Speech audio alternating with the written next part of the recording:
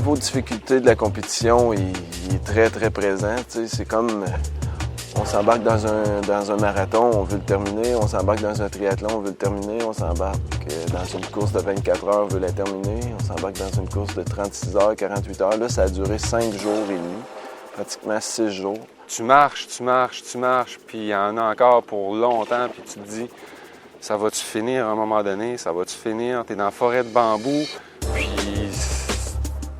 tu reçois des morceaux de bambou dans la face, ses genoux, ses tibias, dans le ventre, puis tu tombes, tu te relèves, tu repars, tu retombes encore, tu relèves, tu repars, puis tu te dis, t'en as encore pour encore 4 heures à faire ça.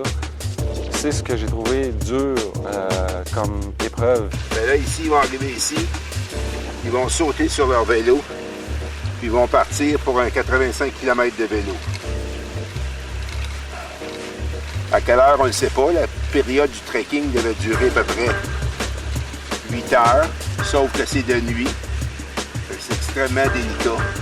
C'est facile de se perdre. Puis ils ont décidé que si jamais il était à un point perdu et qu'il était fatigué, il était pour se coucher puis attendre que le soleil se lève pour tenter de retrouver leur chemin, plutôt que de tourner 2-3 heures en ronde. Ils préfèrent ça, puis c'est une bonne idée, je pense.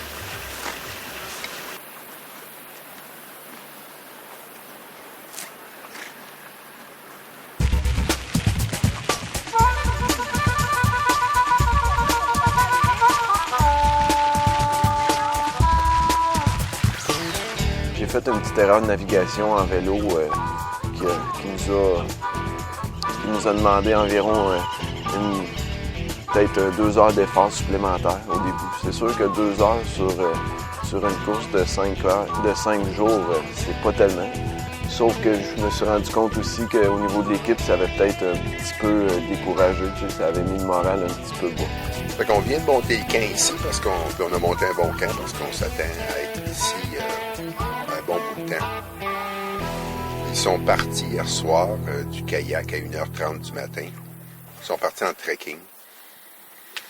Puis il y avait une transition parce que pendant la nuit, ou tôt ce matin, on ne sait pas, ils sont passés du trekking au vélo de montagne. Par contre, on n'avait pas le droit de les approcher à la transition de vélo de montagne. Les instructions nous disaient qu'on devait laisser les vélos, puis tout ce qu'il y avait besoin en termes de matériel technique, puis de la bouffe à cet endroit-là, mais on ne pouvait pas entrer en contact avec eux. Donc, sans savoir qu'est-ce qu'ils ont fait dans la nuit, si on dormi ou non, ou si on continué tout le temps, on sait qu'ils sont en marche et en vélo depuis 1h30 hier matin. Il est maintenant 4h10. Donc, à 15h37, ils sont passés au PC11. Ici, on est au PC16. Puis, le plus rapidement qu'ils pourraient se diriger ici, c'est dans 5 heures. Donc, on les attend ici vers 8h30, 9h, s'il n'y a pas de délai. Après ça, ils vont arriver ici. Puis pour toutes les équipes, il y a un arrêt obligatoire de 5 heures. Puis il y a aussi un contrôle douanier. Pour les équipes, les coureurs, les contrôles douaniers vont se faire à ce camp ici pour éviter des files d'attente à la douane. S'ils arrêtent 5 heures puis arrivent ici à 8h30, 9h, ça veut dire qu'ils vont partir à 2-3 heures du matin en trekking. De nuit encore, qui est pas évident. Et ils vont traverser le lac en altitude qui mène de l'Argentine au Chili, c'est-à-dire de l'ouest à l'est, pendant que nous, on va traverser le même lac avec un traversier parce que les falaises de part et d'autre du lac sont très escarpées et il n'y a pas de route possible. Puis par ici, c'est la seule façon de passer d'un pays à l'autre, c'est par le traversier. Ça fait que le temps est beau, ça s'annonce bien, on a hâte de voir quel moral ils vont avoir, mais en tout cas, ils ont tout pour eux. Les nuits sont fraîches, ça avantage les équipes du Nord parce que les équipes du Sud ont tendance à avoir froid la nuit. Fait qu'on espère qu'ils vont arriver en forme, qu'ils vont bien se reposer et qu'ils vont être prêts à partir. Bueno, anoche los equipos tuvieron que navegar las aguas del lago Huechulafken. Los primeros terminaron con las primeras horas de la noche y los últimos con la noche a pleno y con mucho frío. Sufrieron hipotermia y estuvo muy helado el lago. Y luego el trekking nocturno, como era de esperar, hizo que todos los equipos se juntaran en la punta. Y los últimos también sufrieron porque hubo mucha orientación, así que se han demorado y están demorados muchísimo. Y ahora durante el día Lo que parecía una etapa sencilla, que era el mountain bike, resultó ser una etapa agotadora y larguísima, y están los equipos realmente sufriendo el calor de la Patagonia. Sí, hay 2 equipos que tuvieron que abandonar la carrera porque se dieron vuelta en el kayak. Uno de ellos perdió el bote, se le hundió, y el otro tuvo que ser rescatado y no pudo continuar.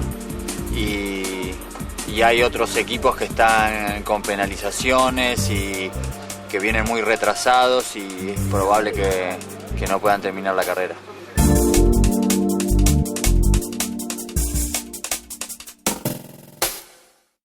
Fait que là, il est 10h25, puis on est en retard. Ils sont passés, nous ici on est au PC 16, puis il se trouve être passé au PC 13 et 14 là, à 19h28 qu'on voit sur les informations d'organisation. Fait que je ne sais pas, là, soit que les sentiers soient techniques, Marie-Pierre est peut-être bien un petit peu moins rapide dans les sentiers techniques, ou ils se trouvent dans une vallée, ils ont eu de la noirceur, puis ils ne peuvent pas rouler aussi rapidement, ou ils ont eu un problème technique, mais c'est difficile de le savoir. Là. On est un peu dans le vide, puis tout ce qu'on peut espérer, c'est qu'il arrive rapidement, mais dans le moment, on n'en sait pas plus, fait qu'on attend. Les gars sont forts en bike et tout, puis j'essayais de suivre la cadence dans des moments techniques, puis j'y arrivais pas. J'ai même chuté à plusieurs reprises, puis des bonnes fouilles. Puis la faiblesse que j'ai eue, peut-être, c'est d'avoir, pas pogné les nerfs, mais d'avoir laissé partir quelques mots que j'aurais pas dû dire.